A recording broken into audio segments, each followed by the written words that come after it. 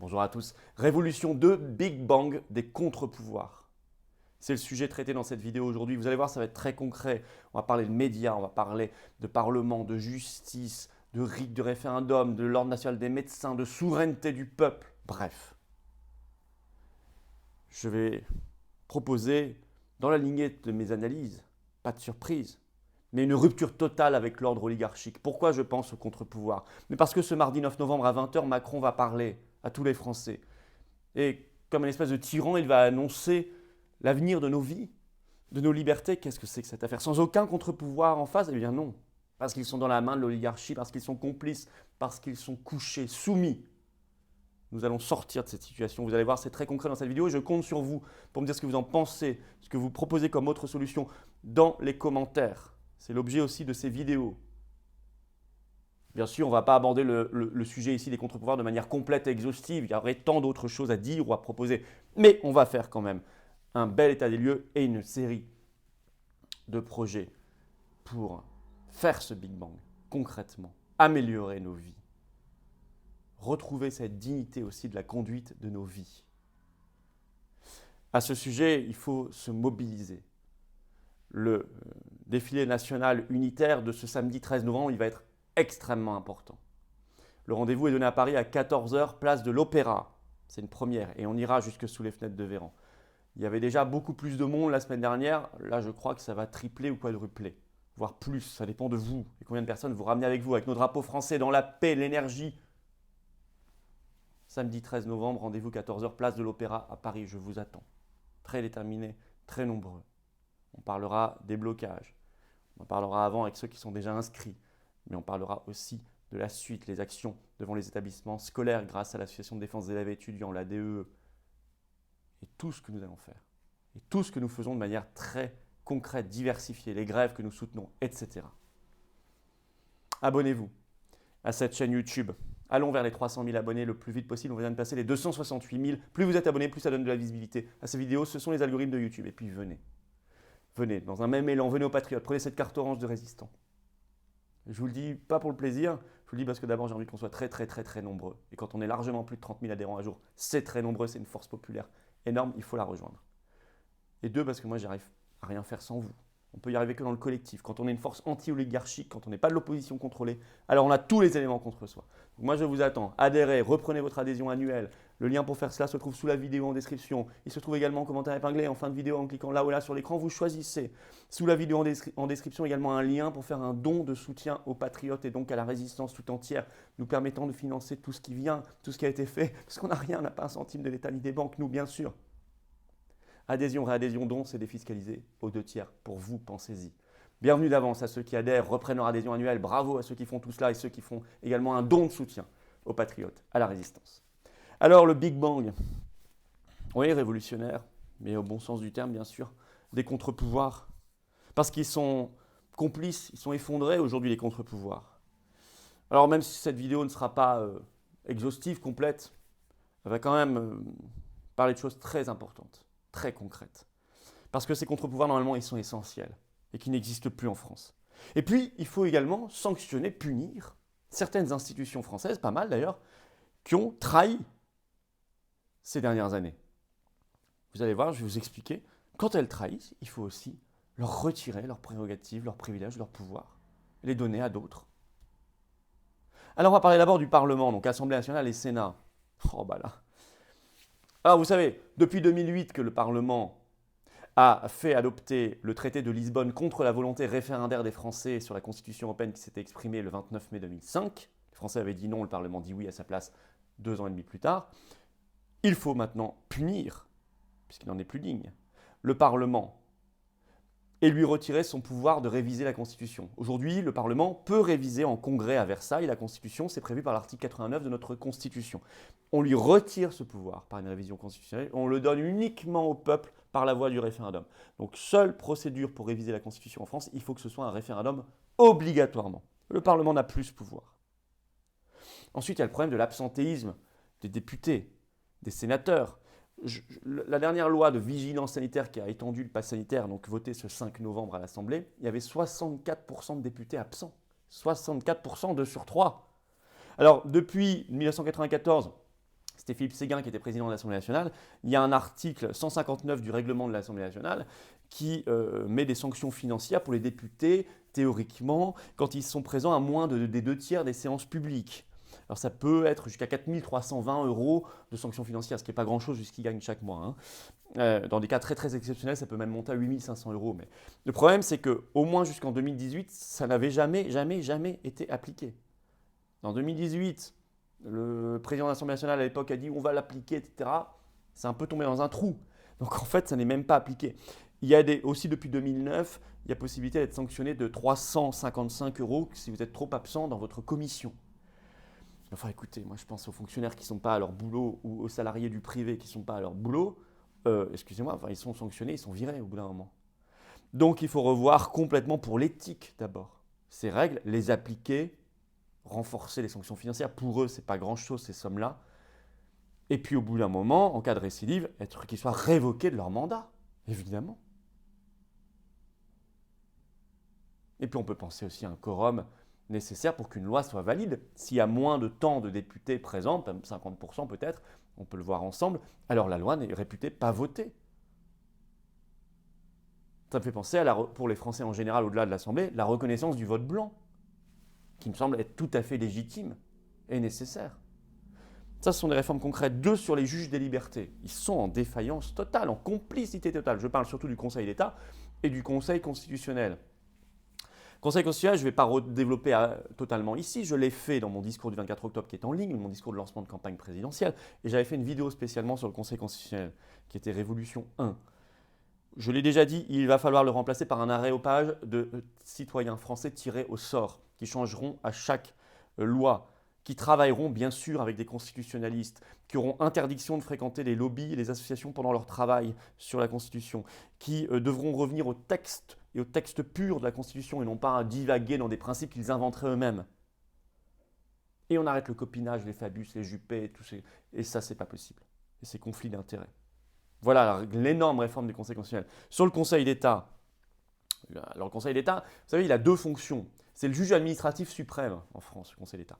Il a une fonction consultative où il doit donner son avis sur les projets de loi avant que la loi n'arrive au Parlement. Le gouvernement dit au Conseil d'État qu'est-ce que vous pensez de cette loi, etc. Bon.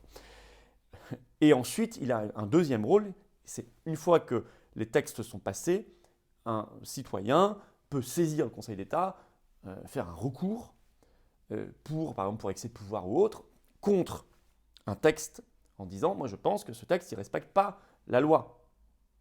Le problème, c'est que c'est la même instance qui fait ce travail. L'avis, puis ensuite juger un texte sur lequel il aura lui-même donné son avis éventuellement. Il y a un problème. C'est un problème d'ailleurs soulevé depuis longtemps.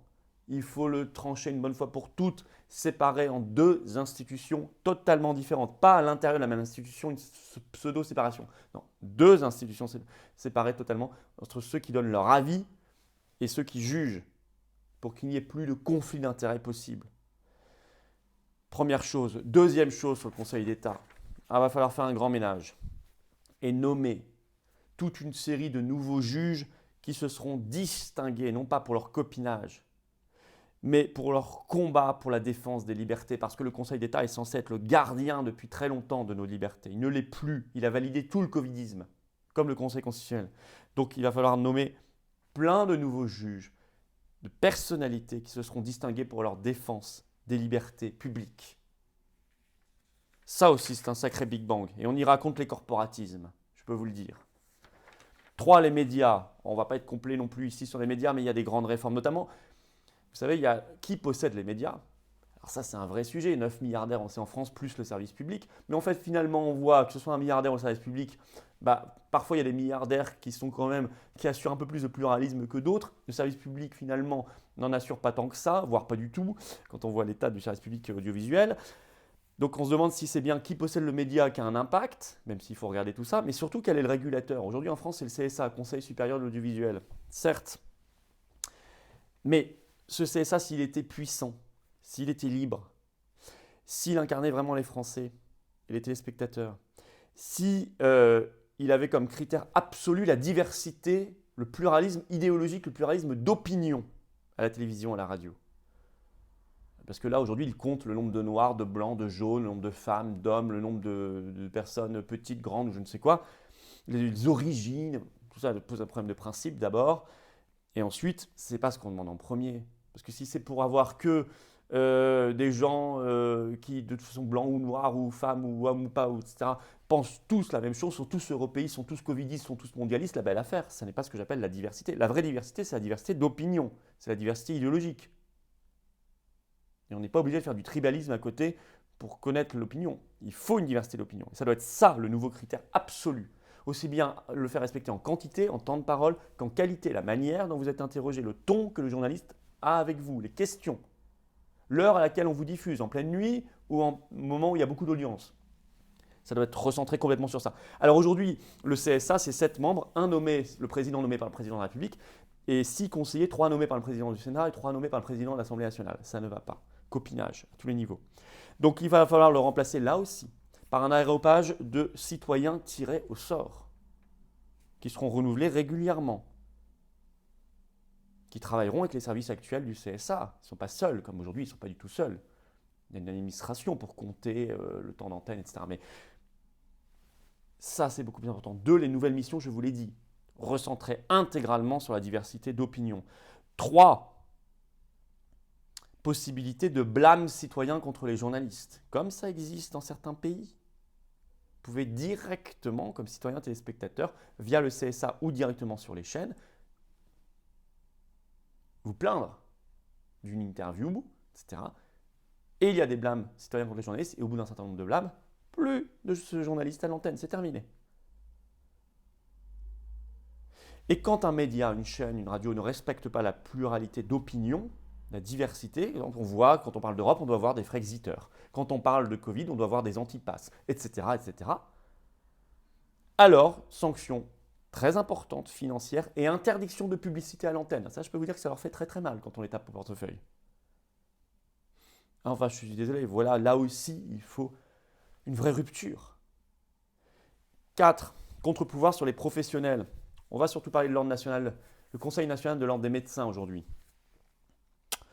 Je vous l'ai déjà dit, il a failli complètement. Il faut le dissoudre. D'ailleurs, le 9 mars 2021, ça avait été repris par l'agence France Presse. 26 organisations de professionnels de santé et d'associations de patients avaient demandé la dissolution du Conseil national de l'ordre des médecins. Je les cite, disant qu'il, je cite, il protège les professionnels de santé corrompus et maltraitants. Ils allaient très loin. Ils ajoutaient, il a failli à sa mission de protéger les patients. Et c'est une structure, disait-il, inutile et nocive. Alors on la dissout totalement.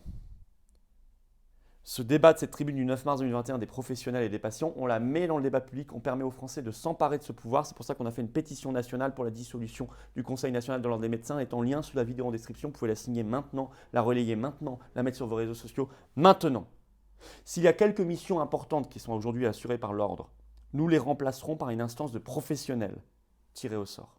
Là aussi renouvelés régulièrement. Le tirage au sort, ce n'est pas la panacée universelle, mais j'y crois dans ce genre de pratique.